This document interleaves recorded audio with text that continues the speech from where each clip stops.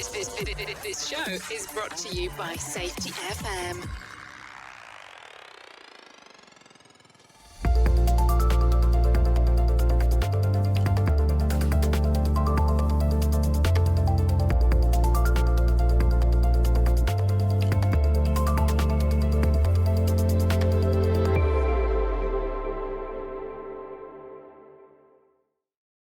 Welcome to the 26th episode of the Practice of Learning Teams.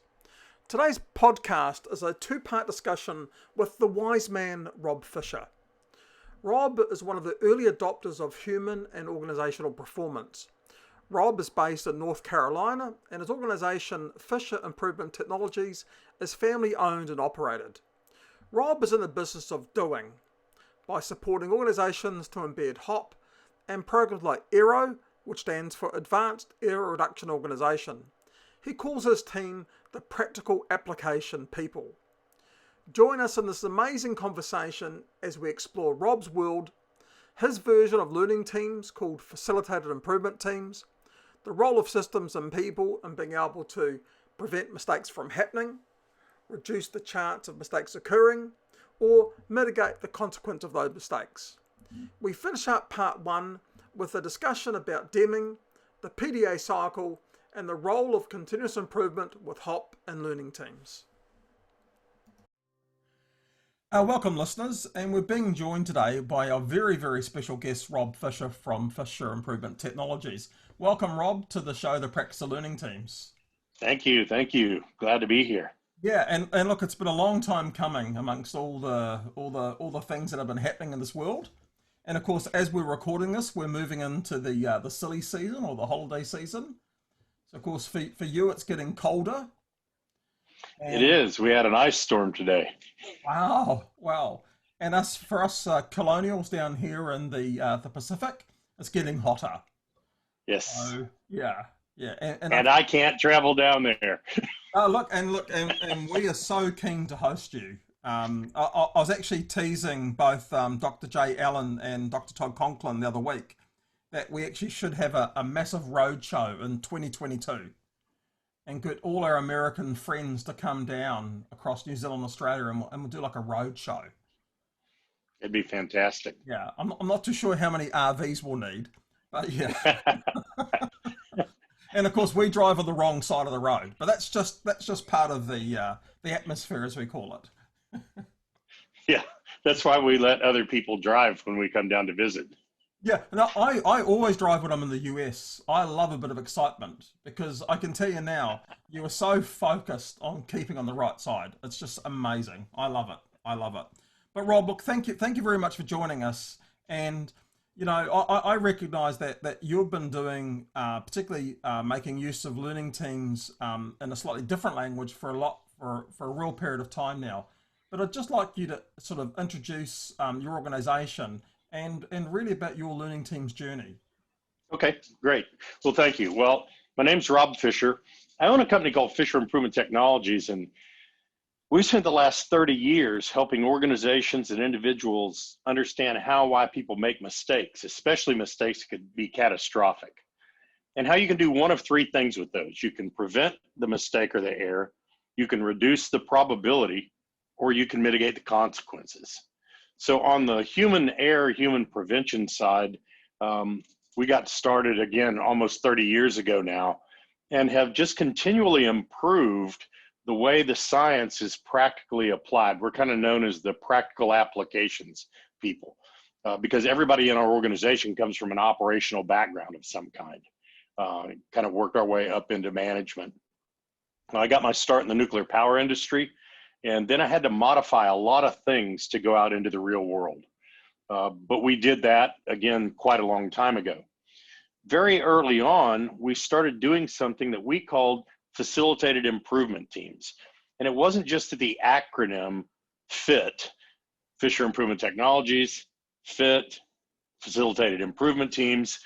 But what we wanted to do was show very early on that if we understand how and why organizations succeed and fail, how and why people succeed and fail, we should be able to gather together as a team and figure out and even be predictive about those potential failures so we can put success criteria in place before bad things happen. Then you can also use that on the back end to say, okay, what did we learn from this almost? What did we learn from what we called hits, near hits, and near misses? How can we use this spectrum of analysis, this facilitated improvement team, or now learning teams, to really learn as an organization? Because just having information isn't learning. Learning is when you actually apply the concepts and practically apply what you've learned so that the organization and individuals have new knowledge that they use every day. So, we've been doing those for quite some time. In fact, a few of the organizations that started with what is now called learning teams, we had been in doing human performance, human and organizational performance, whatever you want to call it today, before the learning team concept started being rolled out. So our organization focuses on three things: keeping bad things from happening. How do you prevent stuff from happening? Analyzing things when they do happen, whether it's a learning team or a full-blown incident analysis of some kind, small or large.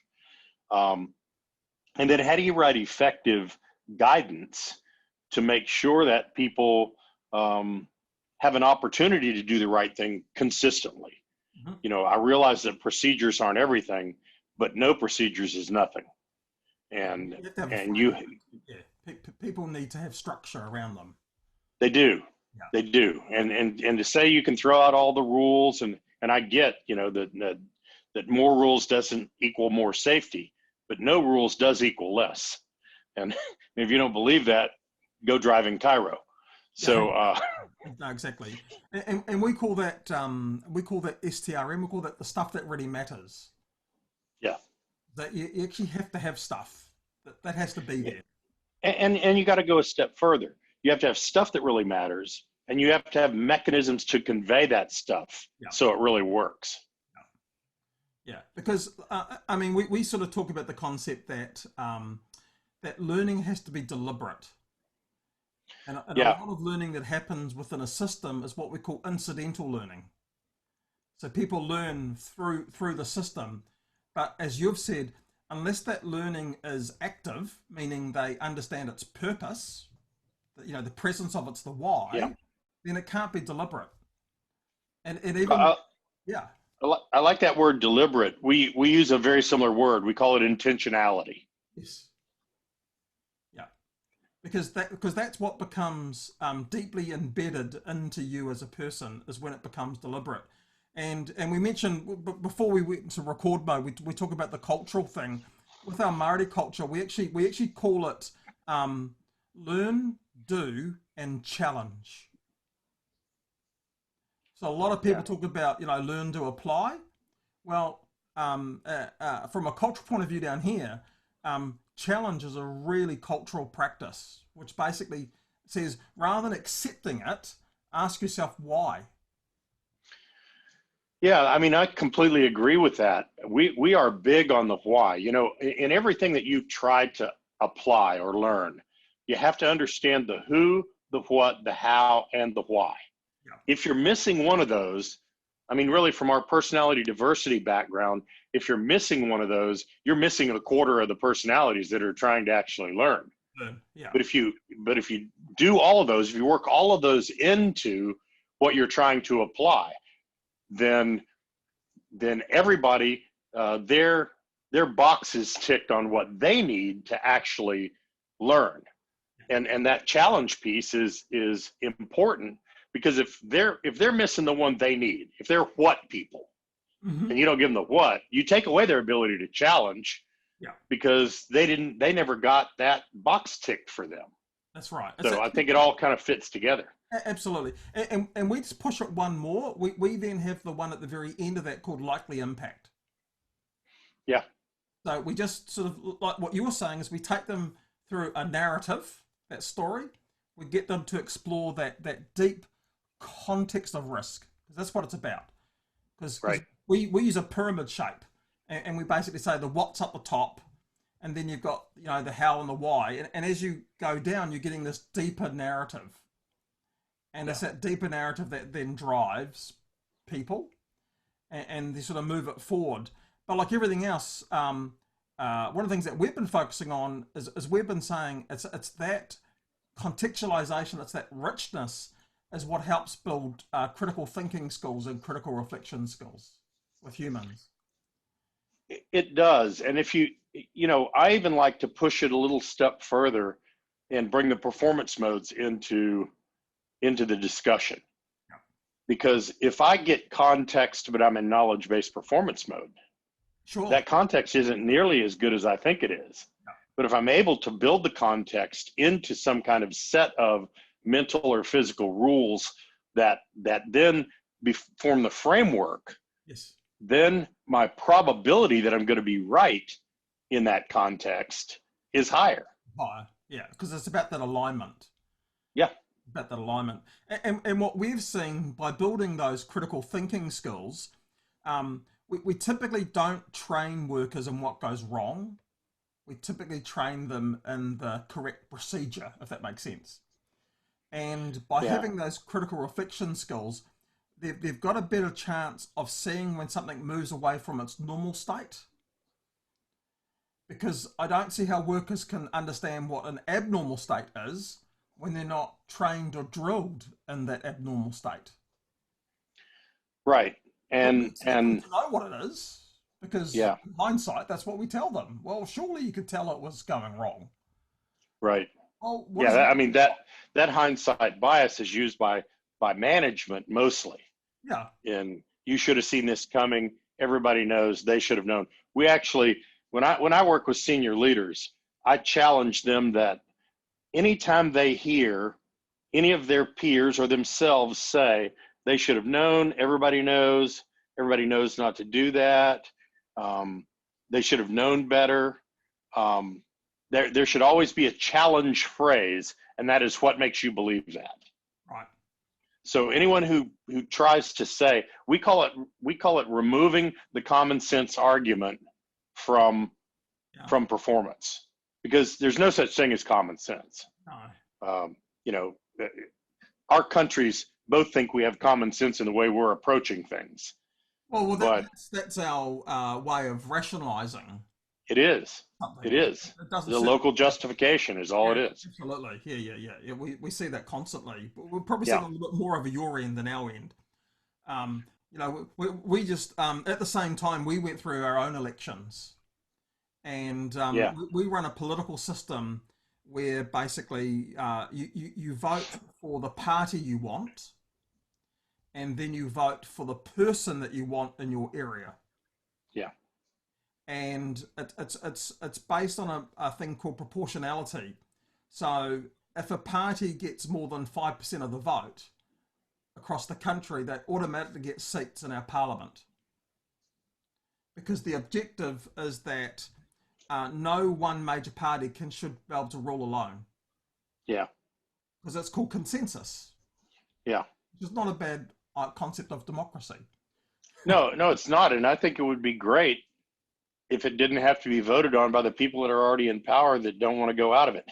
Well, which is our biggest problem. Correct. And here, our Prime Minister is elected by their party, their cabinet, not by the people. Right. So if they're not performing, the government of the day just gets a new leader. Yeah. Now, Australia, I think they're on their 9th leader in 5 years. We're a bit more consistent in our approach, but it's just a whole different way of looking at things. Yeah. And once again, I'm sure they're running their own version of a facilitated team during that process as well. But going back to that, from your perspective, the facilitator is really critical, isn't it, to being successful in undertaking that team conversation? Yes, they are. The facilitator is vital, and I'm going to say something that may have a little bit of conflict here. No, that's good. But being a good facilitator isn't that hard if somebody understands what they're supposed to do. A good facilitator knows what to do when they don't know what to do. And teaching people how to do that is not that difficult. We've made it difficult. I don't say we. Our whole goal is to transfer that into an organization as quickly and as effectively as possible. Yeah. So then they can morph things into it being theirs. But the facilitator has to have some kind of knowledge of the process. That's their job, is to facilitate the people and to facilitate the process and keep those two things aligned. And that's a teachable skill. So they are vital, but a lot of people could do it if they set their minds to becoming a good facilitator. Yeah, and once again, I think I've got two comments. One is it's a soft skill. It's not a technical skill. It's more of a soft skill because it's around, communication and collaboration and those, really good soft skills. Secondly, I think safety people by their nature see themselves as being technical experts a lot. They see themselves as being knowledge holders around things, and facilitation is not that. Facilitation is the direct opposite. Right. Facilitation is where you're not there because of what you know. You're there because of your ability to help people navigate something, if that makes sense. So and so again, as a soft skill, I'm not a big soft skill, hard skill line drawing guy, but as a soft skill, all somebody has to be is willing to learn. Yes. And they can learn that soft skill. And in fact, some of the people that are technical experts, once they really learn that people side, their process orientation is what makes them good facilitators. Yeah. So, it's a little bit harder. Sometimes you get people that are really good people, but they're not that good at following processes, and certain personalities are that way. They're great facilitators in open forum, but they're not great facilitators in a process that needs to be followed. And, learning teams, facilitated improvement teams are this magical mold of creativity and process. Absolutely. Yeah, so we talk about there's a combination of brainstorming and then experiential component. So in actual fact, we've done a couple of things that didn't sit that well with some traditional learning teams people, and that we use like a triangle approach. So say for instance, if we've got an organization who's looking at, say, reviewing, machinery is a good example. We've developed a critical reflection checklist that the work teams can go out into the factory and use this checklist where it talks about the types of common hazard situations that occur with machinery. Because the thing about machinery, it can only harm you one of 7 ways, but the opportunity to harm is variable. But how it harms is actually limited in terms of being pulled in, nip points, crushing, all those sorts of things. Struck by, crushed by, yep. Yeah, absolutely. And what the checklist does is it gets them to explore. It explains, what can happen. I could be pulled in. And then it asks the work group to say, well, on this machine, how can you be pulled in? Yeah, under what conditions would that happen? Where can you be pulled in? Make sense? Yeah. So the work teams go away and do that by themselves using this. And what we find fascinating is they see stuff they never saw before. Right. Because they're being directed to look for it. That's correct. And so the downside to a checklist is that it constrains thinking. Because as you said, you're being directed to look at something. But we're directing them within a thinking frame, not a tick box frame, which is what you commonly see. Right. When they then come to the learning team, what they're then doing is they're sharing their stories around the operational elements of that machine. Right. I mean, we did very similar things in fatality and serious injury prevention. I sat on the board for the International Conference for Fatality and Serious Injury Elimination. And that was about the time it was discovered the fatalities and serious injuries across the globe had plateaued. but lost work days and first aids and recordables had all dropped historically. Right. And so we were trying to manage that mismatch. We were trying to manage the slice, all the things that came out of that in a real turn. Very similarly, when you go out and you specifically focus people on some part of the concept that you want them to look for, that you don't want it characterized as a part of the big blob. I want you looking for these things. Mm-hmm. We already know what the Pareto rule is. We already know that we already know 80% of the things they need to look for. So to throw that out and say it squashes creativity or creative or critical thinking doesn't make much sense, because the creative thinking is only in the 20%. Let's get at least the 80% covered. Absolutely. Yeah. Because, the thing is, the hazards that cause harm haven't changed. Correct. I'm still waiting for a new hazard to happen on a machine. Correct. They're all the classics. They are. So we do that part. So that's one part of the triangle. Then we do the brainstorming, which is the learning team. That's the second part of the triangle. But what we discovered through this process is that there was still something left over with people, and we called that latent knowledge. And latent knowledge is effectively that someone can't bring something out unless it's aligned to them. So they have this knowledge that's sitting there waiting to jump out. But if there's no word or there's no conversation that aligns to it, it won't come out. Now, the problem is you don't know how valuable that's going to be. So what we actually did something very controversial. We took a root cause model and we converted it into a reflective conversation. So rather than saying, traditionally, root cause might say, was supervision a factor in the event? We turn that round and ask the question, when looking at this type of risk, what's the need and level of supervision? Yeah, I mean, these are the exact questions that we were proposing, and that is that we need you to describe the success criteria. Yeah. Because you already know how things fail. Yeah. And that even spawned itself into one of the things that we had done for many, many clients. I mean, I don't know how many of your listeners know about us, but we've had 300,000 students globally. Right. We've deployed in 40 countries in 10 languages. So we know a little bit about what people need. And a lot of times the workers will create what we call standardized stop criteria. Mm-hmm. At what point do you know when something is going to turn from being successful to being at risk? Yeah.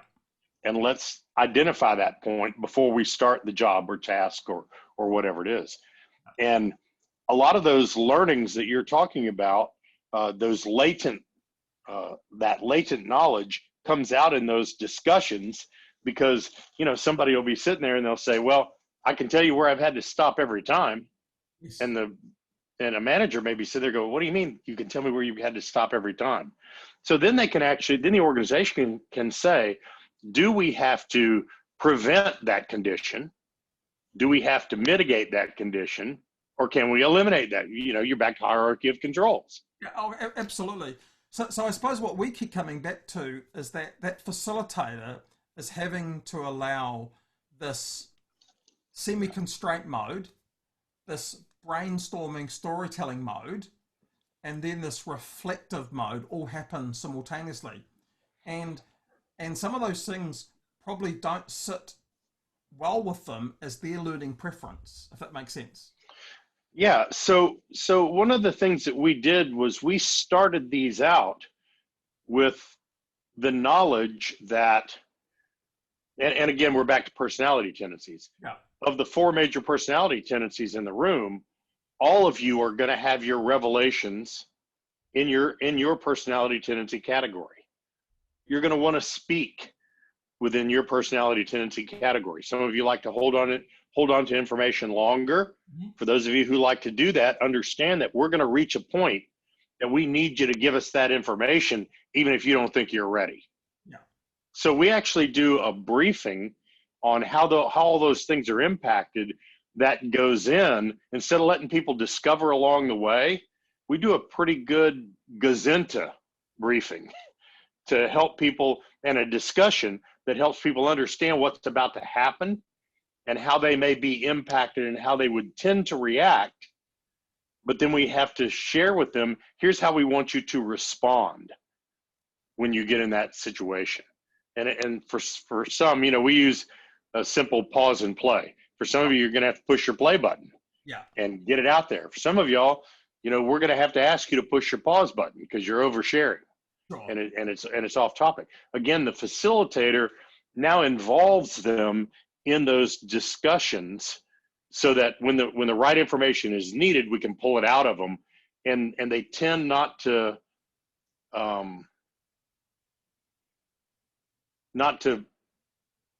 reduce their sharing because they understand that their role in the process may be a little bit different than the person sitting right next to them. Absolutely. So when we looked at this journey around these facilitated improvement teams and learning teams, what we found was we found there was inconsistency with people, that sometimes it worked really well and sometimes it didn't work as well as what was expected.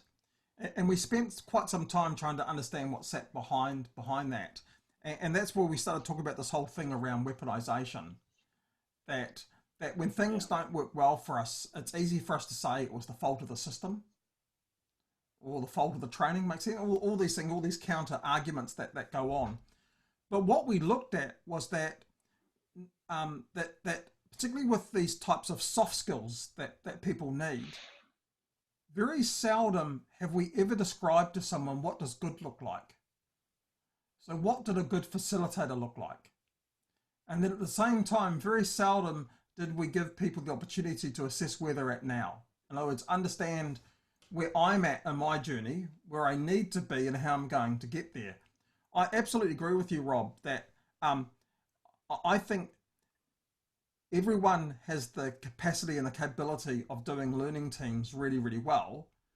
They just need to know where they're at, where they need to be, and how they're going to be coached and mentored there, because it's that reflective skill that becomes so important. So when we run a learning team, we create three things outside of the normal traditional learning team. First of all, we basically summarize, what did the organization learn from this learning team?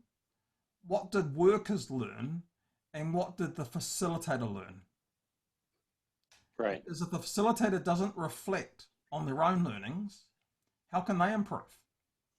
Yeah, exactly. And so we have taken this, because so many of our workshops are facilitated anyway, and we have to create facilitators out of people that are operators or mine bosses or rig crew or manufacturing workforce people or a first line supervisor. We use the same train the trainer certification process and verification process that, well, how do you create a good supervisor? Well, first you got to know what a good supervisor looks like. So let's lay those criteria out. Then you actually know the test. So I know what the answers are. How do we get individual A to those answers? Yeah. And once they have it, they discover how comfortable using the rules of good facilitation, for lack of a better way to say it, will make them, and how competent it will make them, and they'll use them, they'll follow them, because look, you and I probably know better than anybody, if you get off track from that and you decide you're going to go your own way as a facilitator and not follow the rules of facilitation, then you can get in pretty much a lot of trouble pretty fast. Oh, yes, a lot of variability can come in. Yeah. Yeah. Absolutely. Yeah. So we use the same process that you would use to develop a good facilitative leader in a first line supervisor. Here's the traits and characteristics. Where are you on those? And we actually have assessment criteria that we use to help them, to coach them. So it because that if you looked at an hourglass, the facilitator is right in the middle of that hourglass. Mm-hmm. They're trying to control all the things that go through that, from all these things you have to all these things that you need to get out of it, and the sand and rocks and everything else that have to go through that funnel. That facilitator needs to be able to control that. So making them good is important, and allowing them to grow, to become better. Absolutely. Otherwise, Absolutely. improvement can't work. Yeah, absolutely. And we think that's important. And and for this to become embedded, because that's ultimately what we're trying to do. We're trying to embed this, because we talk about organizations need to be learning organizations, because you've got to learn to improve. Yeah. Now, the next question, Rob, is that particularly down here, that there's this link now between the new view of safety as it's being touted, and safe differently, and things around HOP and those types of things. We feel that learning teams can actually stand by themselves. Yeah. They don't actually have to be a part of a cultural change as such, because yeah, good human dialogue. Yeah, I've kind of stayed out of the fray, and we'll use the terms because certain clients or potential clients want to hear the term. Yeah, absolutely. Right. Yeah. Good. Okay. Yes, we do that. Yeah. But you have to understand that these aren't competing elements, and you have some things that flow through. So what got people mad at me down under was when I said that you could do HOP right. Well, they focused on the right. Oh, so your way is the only right way. I said, no, I'm focusing on the do. Yeah. You have to do something in order to get it right. And there's things that you have to do. You can certainly do facilitated improvement teams, learning teams, exclusive of other things. Or you can make it a part of those things. Correct. But you can't stop organizational learning because somebody doesn't want to do HOP or safety differently or safety 2 or safety 9 or whatever the hell they're doing now. Yeah. Look, and I think, but by nature, and we've seen this in the whole quality world, with Lean, Six Sigma, Toyota, all the rest of it. It's all about systemizing. Yeah. And it's all about my system is better than your system. Yeah.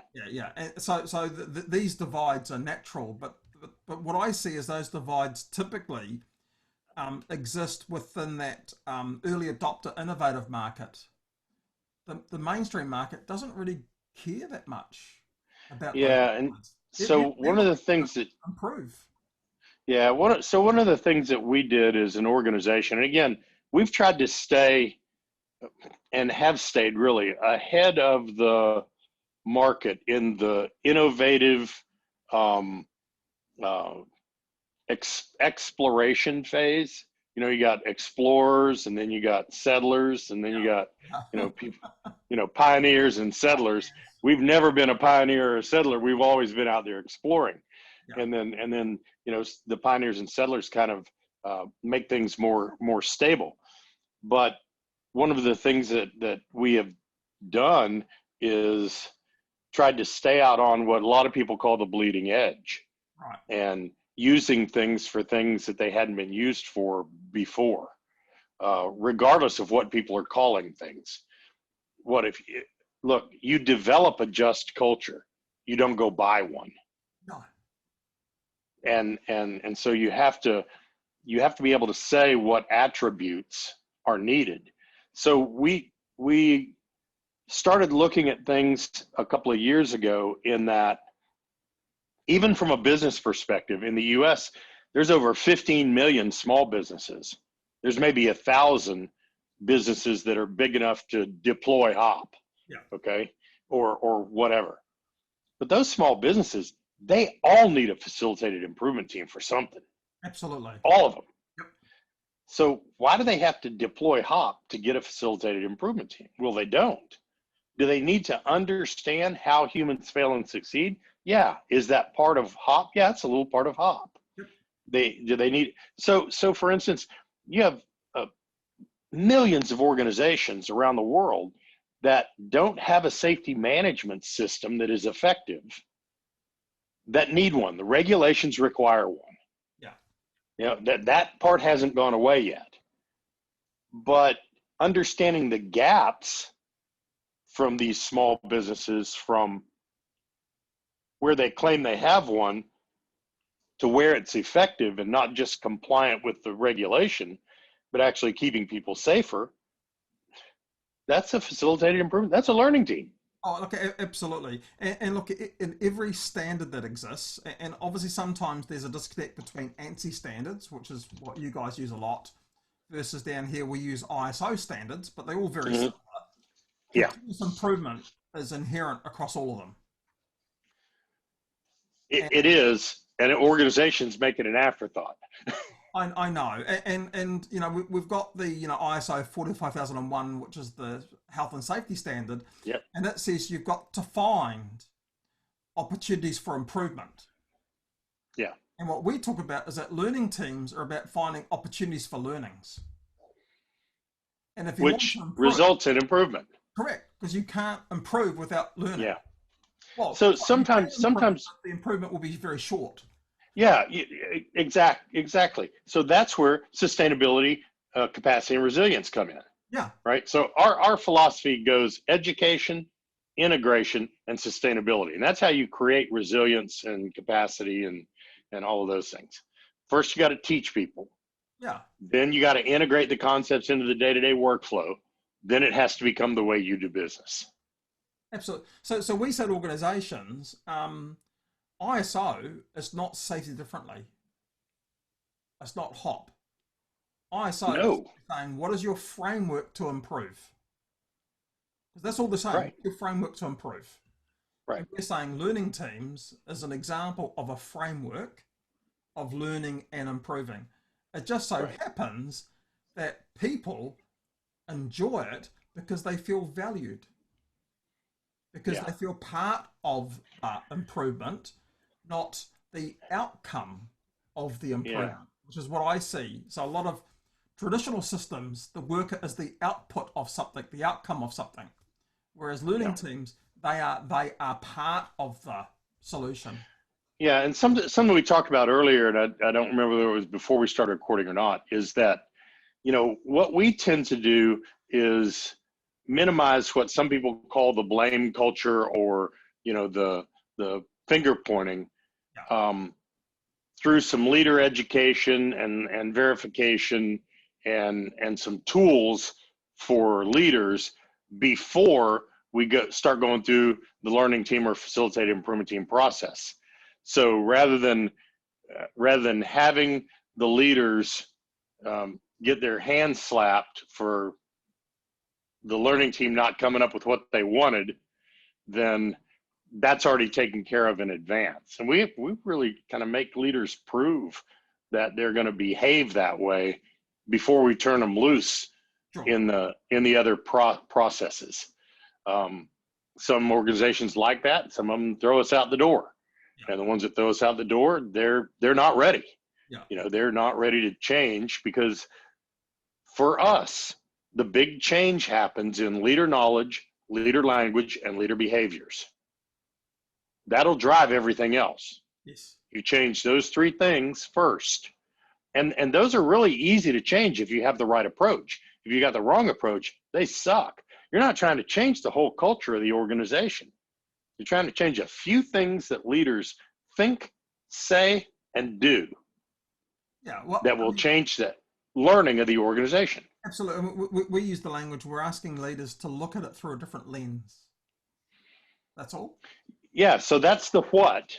Yeah. And then we provide them the how. How. Correct. Here's how you need to do that. Yeah, and that's where there's opportunities for learning. But when we wrote the book, we did quite a bit of research, and we were looking back at Demming's work, his original work around continuous improvement. And it really fascinated because what we discovered was that the model today about PDCA, plan, do, check, and act, the original model was plan, do, study, and apply. And we looked at it and thought, well, you know, there's a big difference between studying something and basically checking on something. And I sort of wonder if that's actually what led us down this wrong path, that we stopped thinking about why it's working, having that reflective bit versus like checking in that it's still there. Yeah. And I think that learning teams forces us back to that study component. Yeah, and for us, again, we have used Demming's principles because that's a tie to the science that things like HOP needed. Yes. Well, to be able to tell a leader, look, one of the reasons we're doing a learning team is we're trying to discover the systemic drivers of the problems your workers are going to face or have faced. Yeah. And when they say, yeah, so the hell what? You're just trying to shift the burden from the worker to the manager. And no. We have a 90% probability that we have to discover these latent elements in our system, and only the workers are going to be able to help us do that. Yeah. So if you want to go out and run your life on 10% probability of success, go do it. But let's go back to Demming's principles. And by the way, your organization uses Demming's principles all day, every day. So stop not using that one. Stop not using that. So start using this one too. Yeah, absolutely. Because there's nothing wrong with those principles. But what we found was that this whole thing of understanding why something worked got lost. Yeah, well, it did. And I think part of where it got lost, and I'm brainstorming here a little bit, because I'm a little bit off script. No, we love going off script. I think part of where it got lost was as we focused more and more people in the engineering space on the development of criteria, we started to separate the people that were having to do the work from the people that were creating the requirements for the work to be done. And so, if you plan, do, check. Okay, checking's much easier than studying. Who would study it? I'm the engineer. I designed it. I'm best, absolutely. And so by changing it a little bit, let's just give the worker this thing that we know they can do, which is check, as opposed to involving them in studying. To me, what that's done is it has increased in orders of magnitude the amount of field revisions that need to be done to critical work. Right.